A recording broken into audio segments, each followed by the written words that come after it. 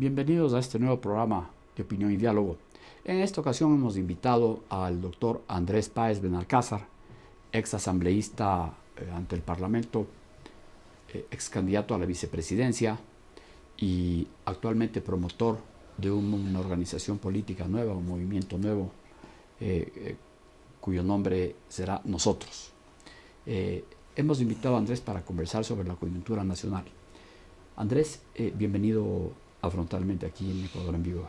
Gracias, Alfonso. Un gusto estar aquí. Andrés, ¿cómo evalúas tú, qué evaluación sacas tú de esta larguísimos 12 días de zozobra y de incertidumbre de las protestas?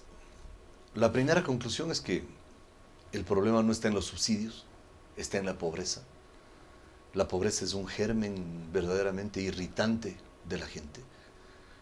Y hemos tenido, por un lado, una protesta, en mi opinión, legítima, a ratos desbordada, a ratos con excesos, pero legítima en las motivaciones fundamentales de la protesta, que es sentir que nuevamente las familias ecuatorianas pagan la factura y les endosan el costo de la crisis una vez más.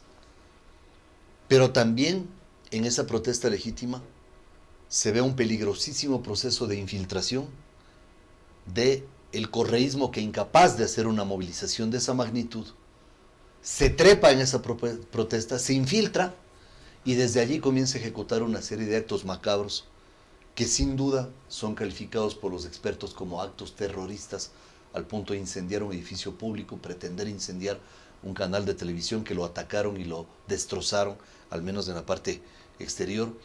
Y el haber diseminado a lo largo y ancho de la ciudad, desde el viernes anterior en la tarde y durante el sábado todo el día, haber diseminado estas células de maleantes que iban tapados la cara, armados, y que iban destruyendo todo lo que encontraron a su paso. No había un sitio de la ciudad que no esté bloqueado.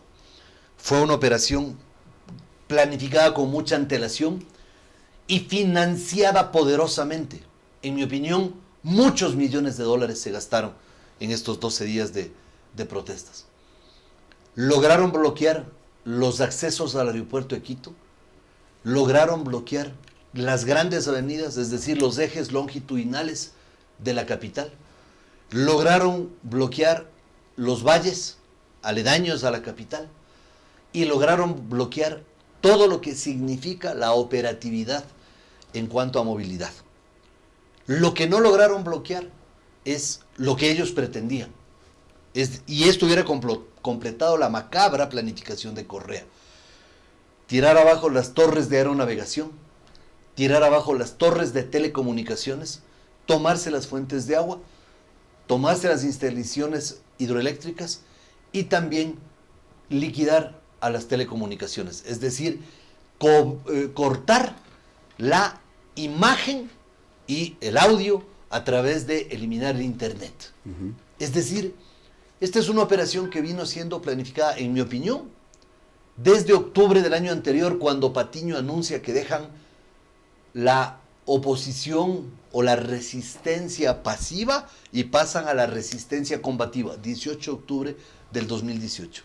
Un año después han ejecutado un plan que lo vinieron trabajando por mucho tiempo, y en donde hubo autoridades que tuvieron un papel preponderante, porque las volquetas del Consejo Provincial estuvieron atacando a la fuerza pública, porque en el edificio del Consejo Provincial la Fiscalía ha determinado que se provocaban reuniones de estos maleantes y ampones, porque hubo exalcaldes como la de Durán, que estaba financiando a matones, delincuentes, para que salgan a hacer saqueos en Guayaquil, y en donde hubo una fuerza pública que actuó con heroicidad, que desgraciadamente fue desbordada por la magnitud.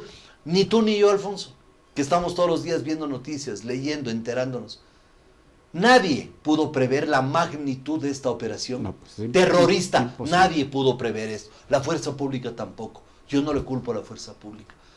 Es más, hay alcaldes que pueden salir fauleados de esta situación. Claro. Pero no creo que en ningún caso hubiera habido una actuación perfecta de ninguna autoridad para resistir semejante embate, con semejante violencia y brutalidad, como lo que se produjo en la ciudad de Quito. Sí, algunos temas que tú has topado merecen sus respectivos comentarios, ¿no? Por un lado, se vio, es evidente, no cabe la menor duda, de que quedaron organizados una especie de comités, o no sé cómo se llaman, células, grupos, con tareas perfectamente asignadas, debidamente coordinados, para encontrarse en determinados sitios, todos en diferentes lugares de la ciudad. Una brigada fue a Teleamazonas, otra fue al Diario El Comercio, otra fue a otro sitio, etc. Tenían armado un plan perfecto, con asesoría, inclusive me atrevo a decir que con asesoría externa, y con personas que no solamente que pueden haber sido simpatizantes acérrimos de el señor del Ártico, sino que también capaces de cometer el tipo de delitos que se cometieron. Cosas, decir, hemos estado en protestas, ¿cuántas veces, Andrés?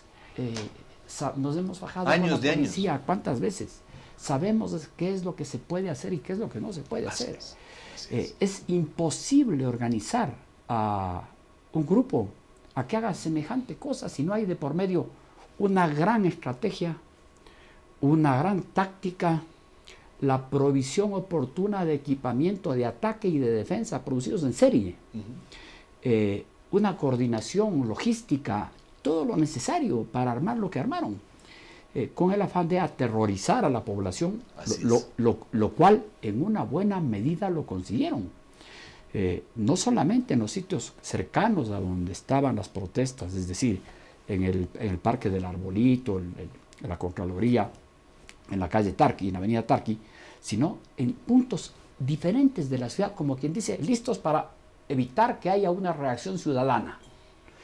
Entonces, esto nos pone en evidencia, en mi opinión, de que nosotros ya como país tenemos que plantearnos un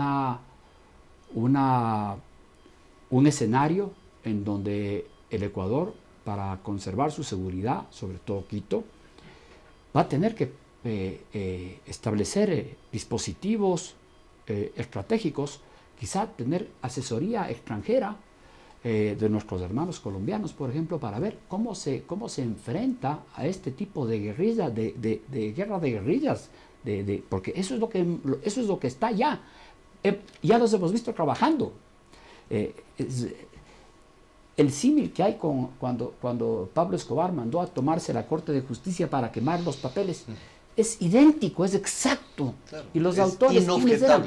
Los mismos de las FARC que están aquí, o el ELN, grupos de mafiosos que están defendiendo su negocio el narcotráfico, que están trabajando en conjunto con el narcocorreísmo, que es lo que se evidenció. Ahora, Andrés, tú dijiste algo muy importante al comienzo, y es que los afectados son básicamente, es decir, que no nos hemos dado cuenta de que el problema en este país realmente es el estado de pobreza que existe. Yo sí quisiera que seas un poco más amplio en esta explicación, porque este es un país que ha tenido, a pesar de que ha tenido pobreza, ha tenido paz social. Y según analistas, estas medidas no deberían haber producido en las clases más pobres este impacto. Según algunos analistas. Según otros, pues además, en mi opinión, la forma en que se tomaron las medidas, que pueden haber sido necesarias, la forma en que se tomaron, me parece que fue una forma totalmente desatinada, ¿no? Tanto va el cántaro al agua que al final se rompe, dice el refrán popular. Son 40 años que la gente ha sentido que le han timado, que le han despojado de la posibilidad de salir adelante, que eso es lo más doloroso. Son 40 años en donde cada crisis la han endosado a las familias ecuatorianas. Pongo un ejemplo de la vida real. En Chimborazo le pregunto a un indígena, ¿cuánto le costó producir ese quintal de cebada? $15. ¿En cuánto lo vendió? En 10. ¿Cómo? Perdió, sí, perdí $5 para no perder 15. ¿Y en cuánto cuesta ese quintal de cebada en el mercado de Riobamba? $50. ¿Qué pasa, Alfonso? Se ha empobrecido a los más pobres. Y a estos más pobres, durante la dictadura de Correa, estos bobazos del Ministerio de Educación les cierran las escuelas comunitarias. Y los niños se quedan sin acceso a la educación. Y los bobazos del correísmo, estos que vivían fumando algo sin filtro y seguramente tomaban decisiones en esa condición, dejan a 1 millón de jóvenes fuera de la universidad. Y esa gente ve a sus hijos privados del derecho de ir a estudiar, que es la aspiración de todo padre, que mejoren para, por supuesto, que superen la situación que nosotros hemos vivido, ¿verdad? Es natural. No es justo que en el siglo XXI pase eso en ningún lugar del mundo, ¿no? Esa misma gente ve que a sus hijos les venden droga libremente, porque salen al parque a jugar básquet, en el mejor de los casos, a encontrarse con los amigos, con la enamorada, a chatear, a jugar un juego electrónico, y les venden droga. La gente dice, estoy desamparado. Todo esto es la consecuencia de lo más abominable del correísmo. Y encima de eso, a esos campesinos que usan su guadaña, les sube el costo de la guadaña, que es básico en el campo. Claro. Ni siquiera pongo el tractor como ejemplo que lo hizo un dirigente indígena. El asadón. La guadaña. Sí. El asadón, la pala. Le suben el precio a eso. Se deteriora su condición de vida. El hombre de la clase media, el burócrata, dice, yo pago $30 por cada uno de mis hijos para que les lleve la bucetita a la escuela. Total 60 al mes. Casi en página Excel, ¿no? Los gastos, sí, porque la gente vive apretadita. Totalmente. Ahora tengo que pagar 70. Se me descuadran mis finanzas. ¿Sabes qué es la conclusión de eso? Es que el sábado no les podré llevar al cine a mis hijos, porque tengo que pagar los $10 de exceso. O sea, $10 adicionales de la buceta para que se vayan a la escuela. Si acaso por ahí en la mitad del mes no necesita comprar medicinas para uno de esos que se puede enfermar. Andrés, vamos a hacer una pequeña pausa y enseguida continuamos.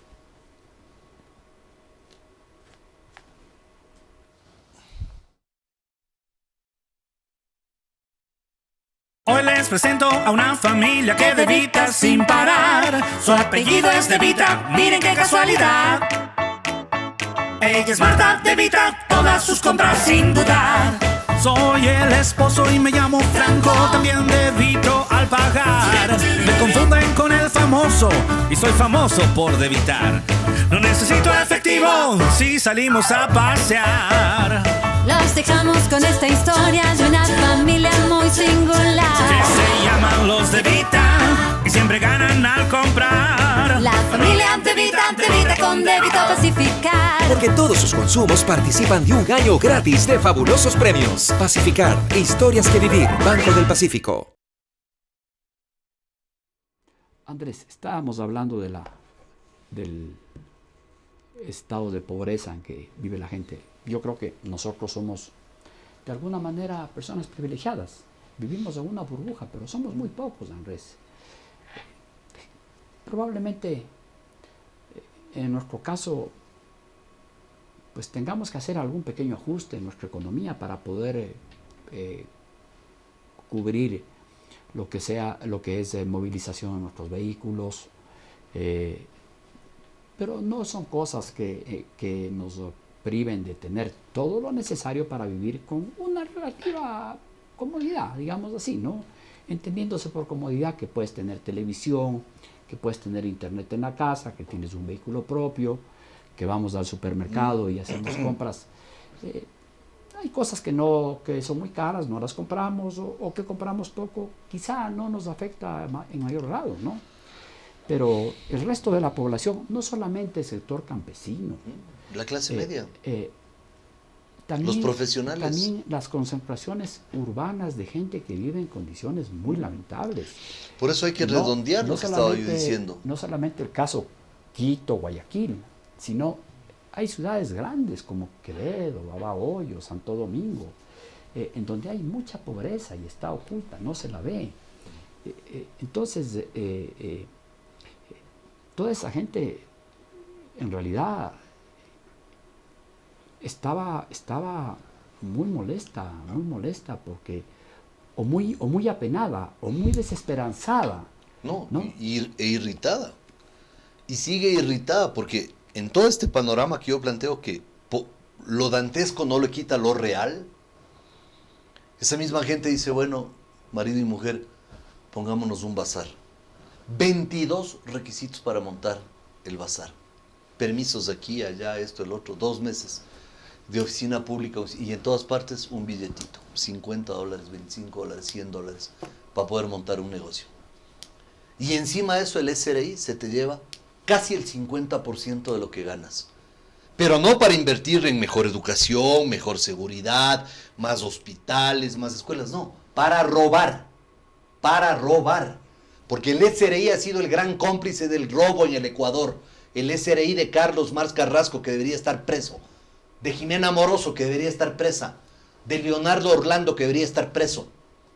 Ese SRI te quita casi el 50% de lo que ganas, a cada uno de los que nos están mirando y escuchando. Y encima de eso, va una persona de tercera edad, dice, ¿sabe qué? Devuélvame los impuestos, porque la ley dice que yo tengo derecho a una devolución. Sí, ya le vamos a devolver, no se preocupe. Y el jubilado dice, páguenme mi jubilación, le vamos a dar bonos. Pero si te atrasas un día en entregar la declaración del IVA, ¡pum! 360, 380, $400 de multa, estos ratas del Servicio de Rentas Internas, porque hay que llamarlos por su nombre. Es lo que el país tiene que aprender, a llamar las cosas por su nombre. Alfonso. Y no estás mencionando algo que es fundamental. Es que cuando ganas un sueldo, el IES se te lleva el 20%, sí, como si fuera un impuesto. Casi realmente. El 22%. Porque casi el 22%. Casi el 22%. ¿Te imaginas? Porque el aporte patronal es para el trabajador, es parte del ingreso del trabajador, que va al IES, y entonces eso se convierte en un impuesto porque el IES no tiene esa plata. Y encima no es invertida y en encima ninguna eso parte. Se roban la plata del IES. Y no hay fondo ya de pensiones porque se robaron la plata y porque le quitaron el 40% del aporte al IES. Entonces la gente dice, ¿qué va a pasar cuando llegue a viejo y no tenga la energía que tengo ahora para trabajar? Ten la seguridad de que no vas a tener absolutamente nada. Pero aparte de esto, Alfonso, aparte de todo esto, haces un esfuerzo y le compras. Ese hombre de clase media se endeuda para comprarle un celular a su hija, que lo necesita para ver la información, hasta por seguridad, papá, estoy en tal parte. Y si no, porque eso es lo que y la hija quiere. Y le asaltan y le roban el celular, claro, y te quedas con la deuda. Claro. Y viene el chico, la computadora que ese hombre pobre le ha comprado con tanto esfuerzo a su hijo para que vaya a clases, le roban. ¿Y sabes qué hace el Estado? Abogados gratis para el delincuente, claro, no para la víctima. Claro. Esa famosa defensoría pública instrumentada por el correísmo a través de este sujeto que un día tiene que responder ante el país, que se llama Ernesto Pazmiño. Él es el gran hacedor de los delincuentes, de los abogados para los delincuentes y no para las víctimas. Entonces la gente va y dice, ¿sabe qué? Me han robado. Ah, bueno, entonces vamos a hacer la audiencia de flagrancia. Y tururún el abogado ahí, al lado del delincuente. Primerito, claro. Y la víctima dice, ¿y a mí quién me defiende? No, señor, usted tiene que ir a contratar uno. Es el país al revés. Y aparte de eso, paras en un semáforo con tu carro y te ponen una pistola.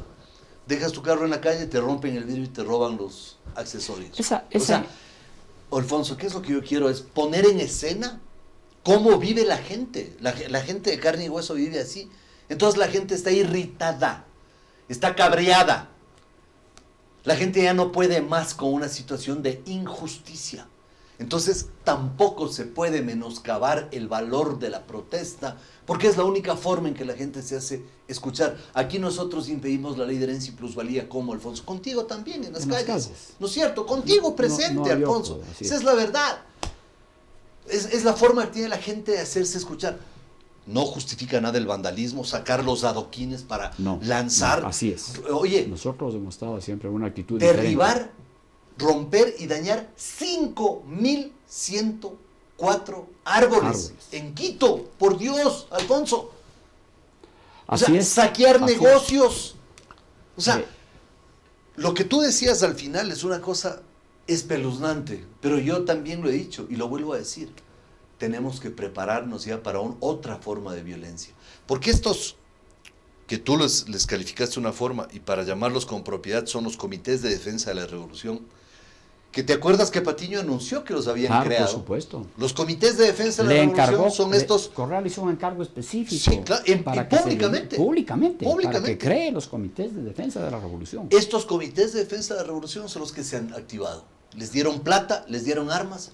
Alfonso. Y les mandaron gente y asesoría. Alfonso, les dieron morteros.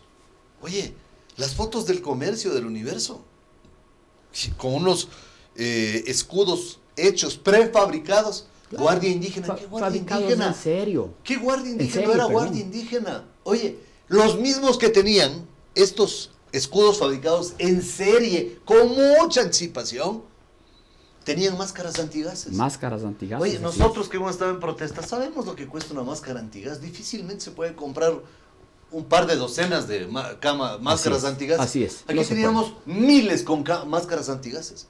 Y estos mismos tenían morteros de 200 y 300 metros de alcance. Esa innovación en la violencia que nunca la habíamos visto en el Ecuador, eso técnicamente se llama terrorismo. Y en los juzgados de las unidades de flagrancia, a la mayoría de los que se pescaron en plena Contraloría, a la mayoría los dejaron con una medida cautelar muy simple. Preséntese cada semana, no sé cada cuánto tiempo. Ya veremos si se los puede agarrar cuando ya no aparezcan más.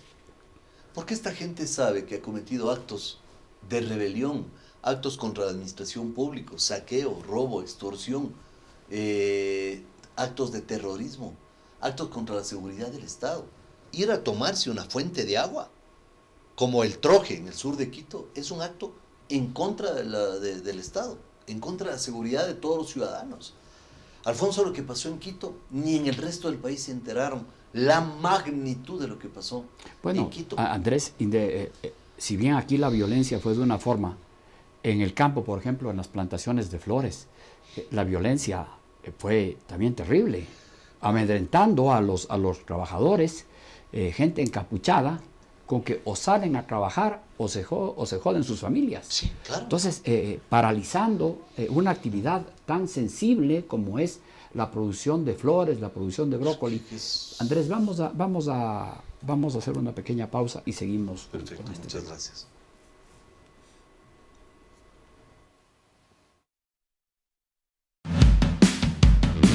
Llevamos 47 años marcando el camino de la innovación para mejorar la vida de los ecuatorianos.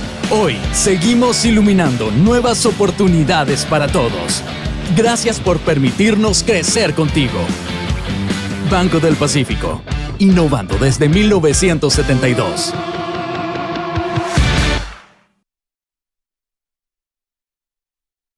Andrés, creo que el tema de la protesta podríamos seguir hablando muchísimo, pero me parece que hay un par de temas que son importantes.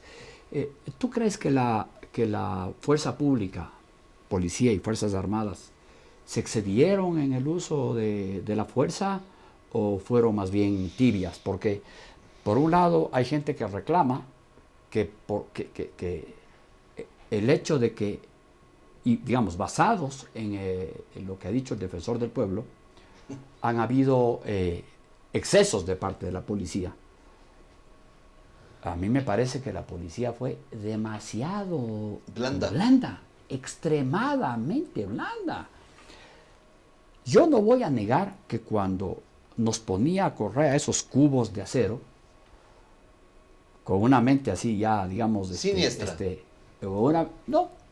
Digamos, yo pensaba, decía, ¿cómo pasamos al otro lado? Y una forma que a mí en ese momento se me ocurrió, lo voy a decir porque se me ocurrió, sería agarrar wipes, meterles en un tarro con diésel, prenderles y botarles, ¿no? Para que los policías se quemen, cosa que, por supuesto, era imposible de hacer, ¿no? O sea, uno puede pensar, ¿cómo paso? Pero otra cosa es hacerlo. Sin embargo, aquí les quemaron a los policías. Sí, claro. Y los policías, no sé cuántos tiros habrán disparado. Por ahí hay una foto que parece que es una escopeta. Pero yo no he visto que haya un solo muerto. En tu opinión, ¿hubo un exceso de parte de la policía? En estas refriegas siempre hay excesos. Seguramente hubo algún exceso. Por ahí botar una bomba lacrimógena en un sitio en la noche como una universidad. Evidentemente, no se justificaba. Claro, los policías dicen, pero si nos estaban pegando, pues. Por eso botamos las bombas. Pero en estado de Una excepción, la reacción. autonomía de la universidad desaparece. Claro, pueden haber habido excesos. Y yo sí quiero decirle al ministro de Defensa, con toda claridad, al ministro de Defensa, al ex jefe del Comando Conjunto, el general Moreira, Roque y Moreira. al ex comandante del Ejército, el general Pérez, que le quedan debiendo una explicación al país. Porque una cosa es que tú, como comandante, mandes a tu tropa con la instrucción de no disparar. Otra cosa es que les digan no hagan nada y que venga la turba, les coja, les ultraje, les desnude, les haga caminar descalzos, les peguen, les manoteen, quemen los vehículos militares y festejen. Eso es injustificable. Los militares pudieron haber disparado al aire, no al cuerpo, para persuadir a esa gente que quería hacer estos actos, que ya eso ya no es protesta, eso es vandalismo. ¿Cómo es posible que estos comandantes se olvidaron de su tropa? A mí me parece, Andrés, que en este caso, y eso es lo que ocurre cuando, digamos,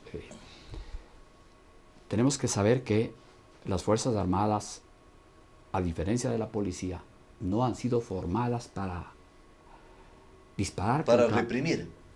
Para reprimir, son preparadas para matar, porque son soldados que su solo cuerpo es un arma letal.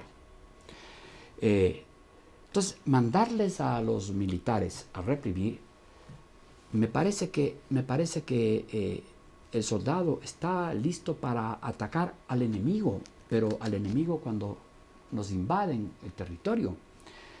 Yo siempre sostuve que el tratar de imponernos una ideología foránea era una forma de invasión a este país.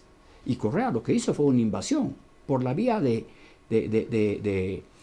su gobierno. Su gobierno fue usado como instrumento en todos los ámbitos en donde pudo para introducir esta famosa ideología del siglo XXI, del socialismo del siglo XXI, que no es otra cosa, como ya se ha comprobado en todos los países donde han estado, que es una estructura mafiosa para saquear el país, los países que tocan, ¿no? Entonces son bandas criminales realmente. Exacto. Pero el adoctrinamiento en las escuelas y todo lo demás era haber despedido a cualquier funcionario público que no sea 100% correísta, por ejemplo. Esas son formas de invasión extranjera por parte de mafias organizadas que también debieron ser reprimidas por las Fuerzas Armadas, porque en mi opinión ese es un atentado en contra de la seguridad del Estado. Pero en el caso de salir a la calle, yo creo que a un soldado se le hace muy difícil dispararle a un civil, y quienes hemos llegado, disparen, ¿no? O sea, Andrés, que no se cuando hemos malinterprete. llegado en San Francisco, cuando llegamos en la caída de Bucarán hasta la plaza de San Francisco, y una vez que rompimos el cerco policial, los militares se replegaron hacia el Palacio de Gobierno y sacaron a Abdalá. Cuando rompimos el cerco frente al Consejo Provincial para la caída de Lucio, y fuimos a dar la vuelta y entramos al centro de Quito por sorpresa, por el sur de Quito, hasta la Guayaquil y Espejo, pues también cuando llegamos hasta donde estaba, cuando sobrepasamos a la policía, ya los militares se los llevaron a Lucio Gutiérrez. Es decir, jamás he visto yo a un militar disparar contra un civil ecuatoriano y me parece que eso es bueno. Totalmente, ni yo estoy invocando a que disparen. Simplemente los militares usan balas de goma para persuadir. En todas partes del mundo. Eso sí, la bala de goma. Usan balas de gomas para persuadir, que ni siquiera se disparan contra la gente, sino que es el ruido que provocan. Que la gente piensa que son, por supuesto, balas de verdad, y eso hace que la gente se marche. Pero estamos hablando de un momento en donde estas turbas buscaban tomarse los carros del ejército, que se los tomaron y los incendiaron. Sí, esa fue una humillación que... A ti, a mí nos duele porque es nuestro ejército, hombre. A mí me no parece... es un tema del bolsillo porque están asegurados seguramente esos vehículos. Es un tema de la dignidad del ejército, de nuestras gloriosas tropas vencedoras del CENEPA. Cuando yo vi que se tomaban la Contraloría, yo pedía bala. Yo pedía bala porque eso no es una protesta. Son actos de vandalismo. Eso no, son actos de vandalismo criminales. De gente armada. Son actos criminales. O sea, así es. Jamás, a mí me parece que es plausible, y hay que reconocer que la fuerza pública no haya disparado un solo tiro. Me Andrés, alegro por eso. Te quiero hacer una consulta. Que nadie dice nada sobre el golpe que se estaba preparando en la Asamblea Nacional para derrocar al gobierno del presidente Moreno y poner al presidente de la Asamblea, Litardo, en la presidencia de la República. Es una especulación que ha ido tomando fuerza, ¿no? Bueno, no es una especulación. Hay nombres, hay lugares de reunión, hay los diputados a quienes les llamaron a proponer están ahí. Les faltaron 13 votos. 13 votos para tener las dos terceras partes. El correísmo se reagrupó. El bloque que apoya al presidente Moreno se pasó de bando.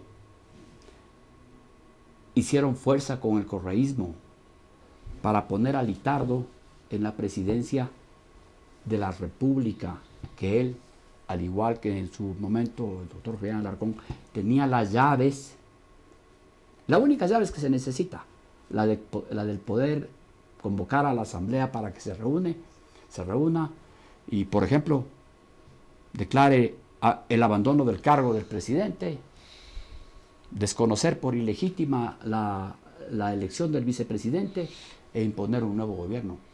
Ese plan existió, tuvo financiamiento y fue abortado porque les faltaron 13 asambleístas. Ese es un plan promovido por el correísmo. Por supuesto, pues. Y claro. Hay un diputado que era alto funcionario del correísmo que cuando va hacia la sala, hacia el escritorio del presidente, no se lo ve, sino cuando ya está en la parte plana, si no se lo ve. Ese diputado era el que encabezó todo este movimiento del cual te estoy hablando. Seguramente, pero la primera pregunta que se hace el Ecuador es, ¿hay asamblea? O sea, bueno, hay una asamblea, o sea, por supuesto. ¿realmente existe una asamblea funcionando? Porque durante toda la crisis desaparecieron, ¿no? Tras bastidores se reunían para hacer estas travesuras, que felizmente no dieron éxito, porque si hubieran tomado cuerpo, lo único que hubieran conseguido es satisfacer la ira, el odio y la venganza de Correa. Y hubiera sido un rompimiento de orden constitucional que no le convenía al Ecuador por muchísimas razones que sería largo explicar, incluso por razones de carácter internacional. Y por razones de fortalecimiento del chavismo. Hubiera sido lo más inconveniente. Pero creo que todos estos acontecimientos tienen que ser investigados. Por eso es que la Asamblea, en lugar de solidarizarse con Quito y el vandalismo que ha sufrido la capital, ¿qué hace la Asamblea? Hagamos una comisión que investigue. ¿Para qué? Para que esa investigación diga que ellos no hicieron nada, ¿verdad? Entonces, claro, ¿qué es lo que yo planteo, Alfonso? Esto que yo te comento es la primera vez que lo digo aquí en esta... Aunque ya me lo habían comentado en esta también. tribuna, bueno, hay muchos detalles que en su momento yo pondré en conocimiento de las autoridades.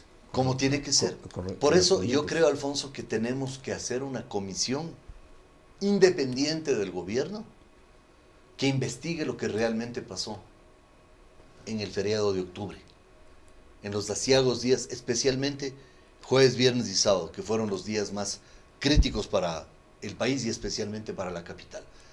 En el país hay gente proba, de primer nivel, muy calificada, por supuesto. que puede, sin ninguna remuneración, integrar esa comisión. Pero tenemos que hacer una comisión desde la ciudadanía, porque hay que sentar un precedente, Alfonso. Hay que sentar el precedente para que esto no se vuelva a repetir. Y porque hay que proteger a los ciudadanos frente a un ataque. ¿Qué es lo que pasó en las farmacias, en las panaderías, en los semáforos?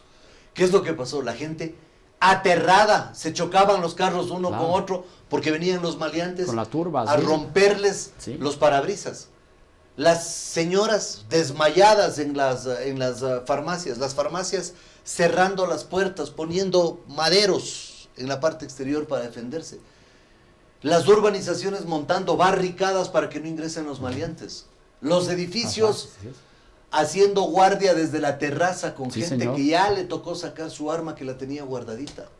Sí, señor. Se provocó el terror. ¿Qué es el terrorismo? Es el propósito planificado, financiado, estratégico, conducente a provocar en la población terror. Eso es el terrorismo. Bueno, ya los vimos, estamos conscientes de que están aquí, que tienen capacitación, que tienen financiamiento, logística, que tienen logística, estructura, que tienen comunicaciones, que tienen estructura, materiales. Entonces, no podemos dejar de exigir que se monte un sistema de vigilancia y de búsqueda de los miembros de esta organización para que sean juzgados y después de un debido proceso, si es que así procede, valga la redundancia, ponerlos en donde deben estar. Andrés, en los próximos días se está presentando a la Asamblea las anunciadas reformas laborales y reformas tributarias para completar este esquema que debía comenzar con la eliminación de los subsidios de los combustibles. ¿Cómo ves que puede tomar esto la Asamblea, dadas las circunstancias? La Asamblea, creo que antes del 2 de octubre estaba muy mal evaluada por la sociedad. Hoy, que es 17 de octubre, está peor, porque la gente sintió que no había asamblea durante esos días, no asomaron ninguno. Pero a quizás darle es una mejor opinión. que no hayan asomado, porque si asomaban, Andrés, capaz que Podía haber dificultades. había más problemas. Sí. Yo creo que la asamblea va a tener una enorme responsabilidad sobre sus hombros y me parece que tiene que convocar a los sectores involucrados para tener un diálogo abierto, frontal, directo y discutir todas estas. Pero les irá a alcanzar temas. 30 días. Tendrán que hacer un esfuerzo de trabajar intensamente de lunes a domingo si es que es necesario. La comisión de los trabajadores que recién iba a tener su primera reunión, pues tendrá mucho trabajo. Y la comisión de asuntos económicos tendrá mucho trabajo, pero tendrán que llamar a los involucrados. Porque ahí sí tienen dos opciones. Comenzando, Andrés, quizá desde los diálogos que está manteniendo el gobierno a través de sus delegados con las organizaciones que están representadas en este diálogo, para ver qué es lo que plantean ante la Asamblea, para que la cosa ya vaya más o menos consultada, consensuada con los sectores sociales. Deberían ya participar en esas deliberaciones. Para que de esa forma lo que va a la Asamblea sea algo que, si no sufre mayores modificaciones, sea algo aceptado, en donde participen todos y no se apruebe o no se cree una situación en la que otra vez los sectores sociales que se han sentido perjudicados vuelvan a salir a las calles, y en este caso ya a la Asamblea directamente, ¿no? Así es. Porque me parece que ese riesgo está latente. Totalmente. Y creo que deben ser tremendamente estratégicos incluso para proporcionar información de los avances.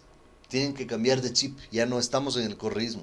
El correísmo antes llegaba y como era la palabra del rey, ¿no? Su majestad, y de sus acólitos, digan lo que digan, pues se aprueba lo que diga el rey, Así su pues, majestad sí, Rafael I, Sí. ¿no? Entonces así era. Ahora tienen que entender que hay una sociedad irritada. Seguramente a él le gustará mejor que le digan Felipe el Hermoso, ¿no? Sí, seguramente, claro. O sea, algo así como que sea, que decante las virtudes que él cree tener, ¿no? Porque él se cree, pues, el regalo de Jesucristo al Ecuador. Así es. Y ahora también se cree el regalo de Jesucristo al mundo. Entonces, alguien le tiene que bajar Ay, Dios. del pedestal, ¿no? Y creo que esto también tiene que ser interpretado como una derrota. Pero sin duda. Al jefe pues, de una banda ya criminal, se hacían- terrorista, ya se y al hacían en jefe Carondelet, golpista. pues, ya Yo se me acuerdo creían en cómo nos Carondelet. acusaban a ti, a mí, de golpistas, ¿te acuerdas? En coro, Claro, con cadenas de sí, televisión. así es. No, golpista, golpista, golpista. Y resulta que el mayor golpista que recoja la historia del Ecuador termina siendo un sátrapa incapaz de ser tan valiente como cuando andaba con 400 guardaespaldas, de venir a dar la cara aquí y dar muestras de Bueno, su yo supuesta virilidad ante la justicia, pues. Yo siempre he dicho, ¿no? Que él cuando te desafió a ti a puñetes ahí. Bueno, ahí sí yo le dije, ¿cuándo? ¿Te acuerdas? Lo que pasa, Andrés, es que... Y nunca él- llegó, ¿no? Ahí es yo que estuve él donde el anda- Guanín esperándole para él los anda pompones. lleno, ¿Y no lleno de guardaespaldas. Pero yo y- le dije que no importa que Y vaya con como, los le dije, guardaespaldas. y como le dije yo una vez en un tuit que me costó que me bloqueé, porque me hizo un público desafío en su última sabatina. Entonces, y esto a modo de anécdota nada más, quizá pueda resultar interesante para quienes nos escuchan. Me bloqueó porque le puse un tuit reclamándole lo que él me decía. Me decía que si estuviera frente a él no fuera capaz de decirle ni la décima parte. Entonces le dije, usted anda siempre con guardaespaldas. Usted no está acostumbrado a tener los hombres por adelante, sino por detrás. Entonces me bloqueó. Pero bueno, Andrés, esta responsabilidad de la Asamblea, que tiene que ver con las reformas laborales, que tiene que ver con las reformas tributarias, hacían parte de un paquete que, en teoría, iban a permitir que el Ecuador, por un lado, pueda cumplir con sus obligaciones frente al Fondo Monetario y los organismos internacionales y con los acreedores chinos, y por otro lado, crear condiciones, según la óptica de los economistas que hacen parte del Frente Económico, crear condiciones para generar más empleo.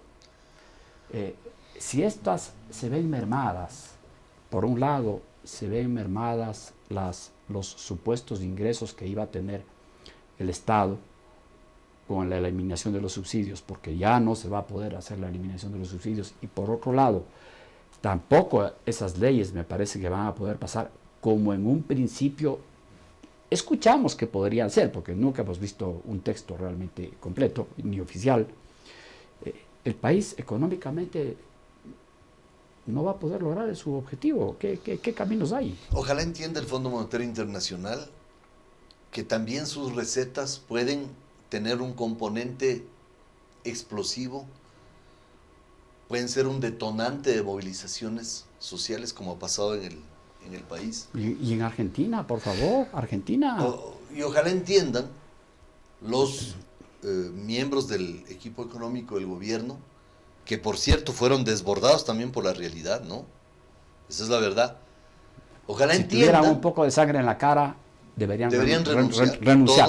Todos. Porque esas medidas económicas son las que han provocado la forma de las medidas económicas. Bueno, estoy cansado de hablar sobre el tema. Porque...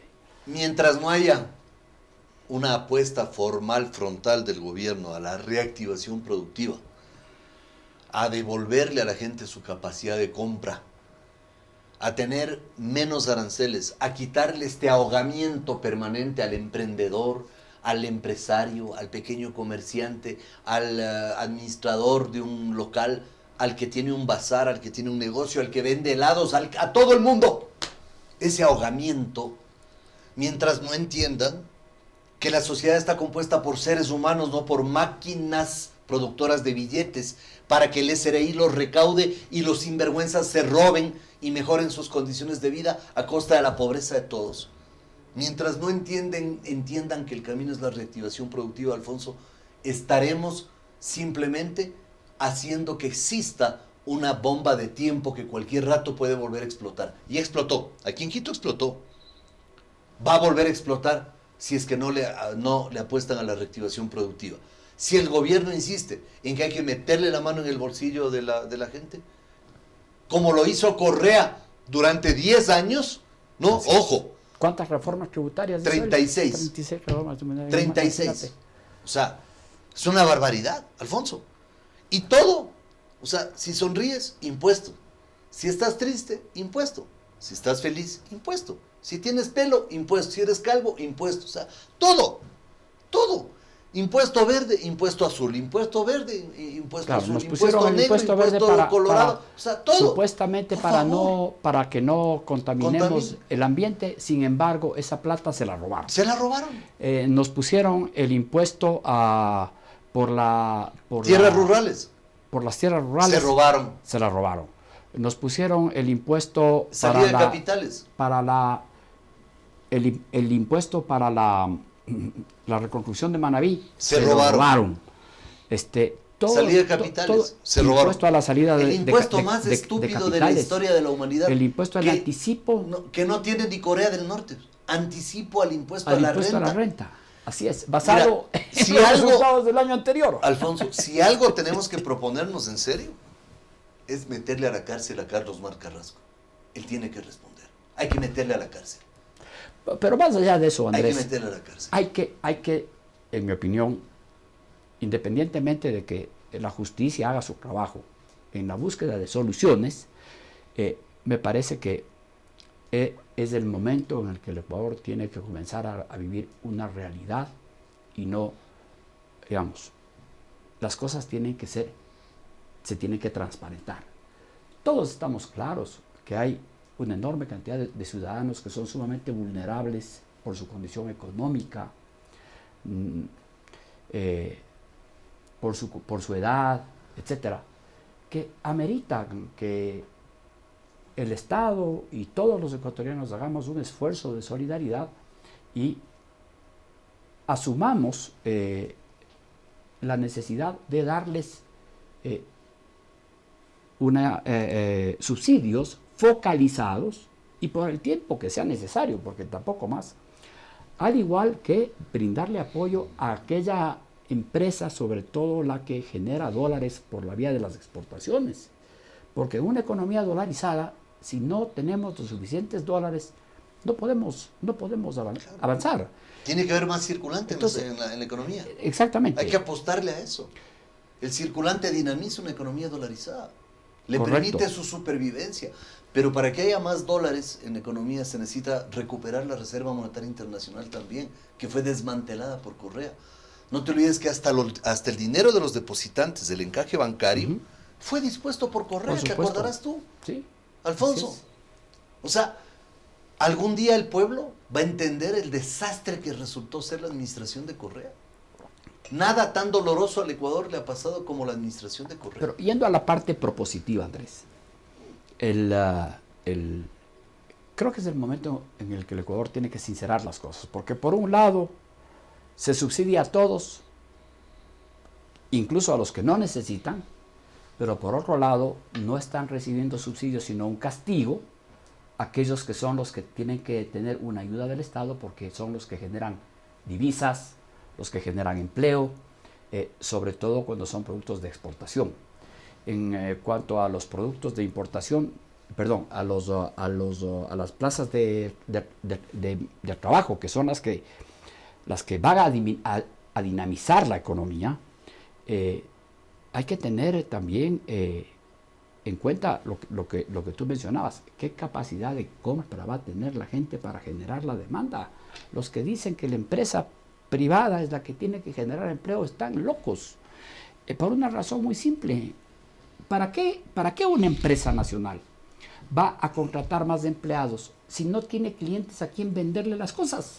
Es que la generación de empleo no es un tema de voluntad de los empresarios, ese es un dogma, un mito que se ha cultivado en nuestra sociedad durante años. Quien genera empleo son los consumidores. Cuando hay más gente Correcto. comprando, Correcto. hay más gente vendiendo. Para Así vender es. más hay que producir más. Para producir más contratas más empleados, a los que les pagas salarios y se convierten en consumidores.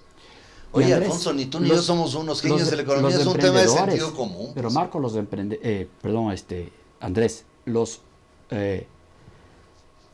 los emprendedores pequeños, el que tú mencionabas del caso de la señora del bazar, la señora que al lado del bazar tiene la peluquería, el de al lado que vende Copiadora. o arregla zapatos, tiene una fotocopiadora, tiene un cibercafé, una cosa para que los Así, chicos jueguen. una continuación de otro. Porque si tú vas a los barrios, esa es la Esa es la realidad. estructura, esa es. Ahí se consume. Ahí está el Ese emprendimiento. es el 60% de la economía del país, está ahí. Claro. No está en la gran y el industria. 92% de las empresas son empresas familiares.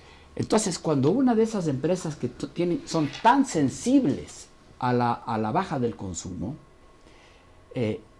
da pena, ¿no? A mí me ha tocado ver en la zona donde yo vivo, hay varios locales comerciales debajo de los edificios y la rotación de emprendimientos es tan alta que realmente da pena porque es gente que con todo esfuerzo van, montan su negocio, se endeudan y ves que a los 3 meses cierran la puerta y se van porque han quebrado. Entonces esa gente no solamente que pierden el empleo todos los miembros de la familia, sino que además no tienen con qué pagar la deuda y además han perdido todo su patrimonio. Así es. O sea, la poca plata que tenían la pusieron en el negocio, se endeudaron para completar, no pudieron vender lo suficiente y como no hay reservas para mantener sin utilidades, sin cómo pagar el alquiler, la luz, etcétera, simplemente les toca cerrar la puerta e irse. Así es. Quién sabe, endeudados con cuántos meses de alquiler. Entonces, esa gente lo pierde todo, pasa de ser clase media a ser pobre, con una Y facilidad cada vez impresionante. más pobres. Y cada vez más pobres. Y cada vez más detonantes de protesta, más gente insatisfecha, más violencia intrafamiliar, más alcoholismo, más drogadicción. Todo Sí, está es un relacionado. círculo vicioso. Es un círculo vicioso en el que nos introdujo Correa Exactamente. con el clientelismo político que hizo a través del gasto irresponsable y dispendioso y a través de la corrupción, que no solamente fue que se llevaron ellos, sino que en la cadena robaban toditos. Todos. Desde la cabeza hasta el bodeguero que cobraba peaje para que la gente saque los productos para usarlos en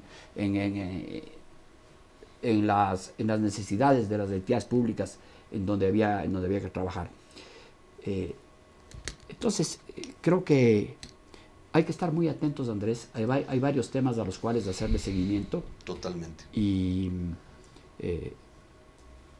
me parece que personas como tú deberían impulsar esta creación de una veeduría o un Una observatorio comisión. para mirar cómo se va a hacer con es decir, qué es lo que va a pasar con los autores del intento de golpe de Estado, no por la vía de la violencia en las calles, Sino institucional. haciéndolo a través de la Asamblea Nacional. Ahí hay mucha tela que cortar. Totalmente. Y creo que ese va siendo un imperativo. Tenemos que tomar acción porque tenemos que mantener la unidad de los ecuatorianos, aplaudiendo la solidaridad de los ecuatorianos. A los que se quedaron en el toque de queda, vengan, quédense en mi casa.